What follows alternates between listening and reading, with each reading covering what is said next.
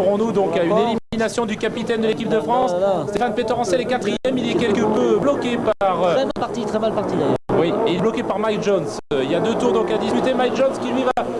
Ah, je maintenant Stéphane Peterencel à la corde. Regardez, Peterencel qui sort qui prend à l'intérieur. Un passage sur terre qui risque d'être déterminant. C'est une adhérence tout à fait différente pour les machines maintenant. Voilà, mais il faut Stéphane Chambon. Hein, oui, il faut qu'il absolument que Stéphane Peterencel prenne la tête, c'est-à-dire que son concurrent direct et l'autre pilote France, donc son confrère, et non pas le contraire. Chambon toujours, Dany Laporte, Stéphane Peterencel qui s'en va tout maintenant. Dany Laporte, premier virage. Premier gauche après le départ, maintenant Peterencel plonge à l'extérieur, il va à l'extérieur. En terre sur le bitume. Ah, fantastique.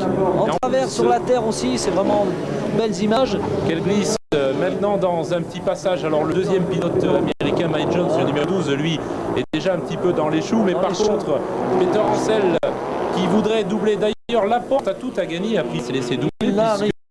Lui, son rival est derrière lui en fait. Il n'arrive pas.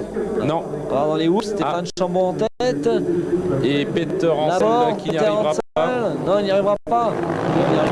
Ça va être une arrivée maintenant très disputée. Donc une arrivée pour Stéphane Chambon. Toujours premier lancé. Dany Laporte qui va doubler peut-être pour Peterencel. C'est fini. Chambon et Laporte. Chambon Laporte. Vous avez vu Dany Laporte. La ruse, le métier si on peut dire. Américain au nom français qui a épousé une femme française et qui passe une grande partie de son année en France. Dany Laporte qui ne sait pas beaucoup parler français par contre, il sait dire mademoiselle, jolie fille, mais à part ça son couplet est un petit réduit. Et par contre c'est Stéphane Peterencel, le capitaine de l'équipe de France. Et je vous l'avais bien dit, il avait loupé son départ. Absolument. Et malgré ça, il a tout osé, il a tout fait pour ramarrer, il n'a pas pu. Alors maintenant ça devient, c'est très intéressant depuis le début, on entend l'ambiance dans le public, on écoute avec le spectateur, regardez ça. Voilà, place au public donc qui va encourager son idole, selon que ce public soit américain ou selon qu'il soit français. Mais nous assistons maintenant à la grande finale, c'est-à-dire que dès maintenant nous allons avoir ces 2 pilotes sur 2 tours toujours et qui vont en découdre. Alors de suite, rappelons que est pratiquement éliminatoire un départ raté, une chute. Donc j'espère un coup d'à-coude en règle et ce pendant les 2 tours. Oui, pendant les 2 tours, mais je crois que ça va être très chaud. Stéphane Chambon nous a fait part de très beau départ, Dany Laporte de très beau finish. On écoute le public derrière, le speaker du circuit, Philippe Debarle, qui fait monter l'ambiance. Et là encore, ce n'est que le samedi. Et demain, il va y avoir donc 3 fois plus de monde. Et il va y avoir donc une très grande ambiance aussi, ici même à Montlhéry. Départ imminent, Chambon, vous le voyez à droite. Très concentré, regardez, tout petit. Et sur la gauche de votre écran, où maintenant donc 2 profils, c'est Dany Laporte. C'est parti, ils partent tous les 2. C'est parti donc avec Laporte qui lui fait l'intérieur. Chambon qui remonte pour le reprendre à la corde.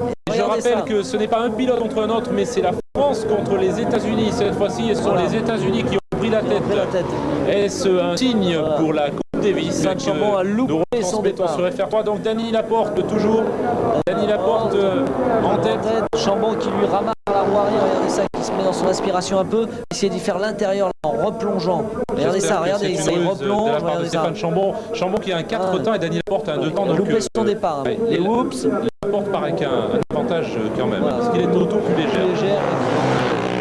Il a une machine de cross, en gros, pour résumer un petit peu pour les téléspectateurs, alors que Chambon c'est une machine d'enduro, temps. Et c'est une moto qui pèse combien, celle de Chambon? Une moto qui doit peser à peu près 160 kg. Voilà, 160 kg pour un pilote qui est en 50 et qui va faire l'extérieur. Il va prendre maintenant à Dany Laporte l'extérieur. Laporte lui a fermé justement, je n'ose pas le jeu de mots, il est trop facile, mais Dany Laporte a également du métier. Je rappelle qu'il a été champion du monde de motocross il y a de cela 5 ans maintenant, et que 6 ans déjà que le temps passe, et immédiatement derrière donc, quelle tentative, le public qui se lève maintenant dans la tribune, rien n'est joué. Ça y est. C'est fantastique. Chambon prend la corde. Oui. Chambon a essayé la corde. Et voilà. Chambon. Dany Laporte a calé. Mais il repart. Stéphane Chambon est allé taper Dany Laporte du côté de je crois. Et c'est l'équipe de France qui va remporter ce match France-USA. Victoire en levant les bras, 50 cm, 1m55 et 50 kg.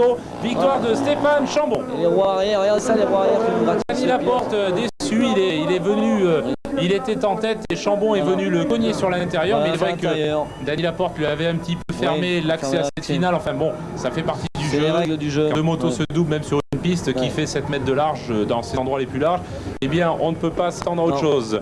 On assiste en bas et grâce à notre réalisateur donc à l'arrivée du petit Chambon, je vous le rappelle donc 1m55, c'est une cinquantaine de kilos, on ne connaît pas ses mensurations, il n'est pas mannequin, il est pilote de moto et c'est un pilote qui a débuté le Supermotard l'an dernier à l'avant-dernière épreuve. C'est un garçon qui a beaucoup de talent, il nous vient du motocross, apparemment une bonne école, mais Dany Laporte est à la même école, à ceci près que Dany Laporte lui a été champion du monde. Les deux pilotes expliquent là un peu pour cette trajectoire qui a forcé un peu Laporte à caler en touchant, il s'explique. Voilà, je t'ai fait extérieur, t'es venu me taper, oui mais c'est ta faute, ne m'en veux pas, l'enjeu était important.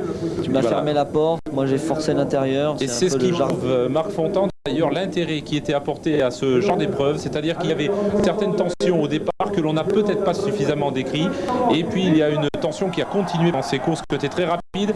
Les spectateurs, donc le public applaudit son héros, donc Stéphane Chambon qui va être sur la plus haute marche du podium, celle qui lui revenait de droit, et peut-être maintenant à la même hauteur que Dany Laporte qui lui n'est pas non plus très grand. Pas très grand, oui. Le speaker du circuit qui fait une interview de Stéphane Chambon.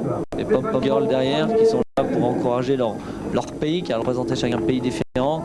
Regardez ça. Et on voit ici que tous les médias ont été attirés par ce défi et que je crois que c'était à la hauteur. Donc un podium, c'est exactement comme en Formule 1, je veux dire que qui copie bien, progresse bien également. Oui.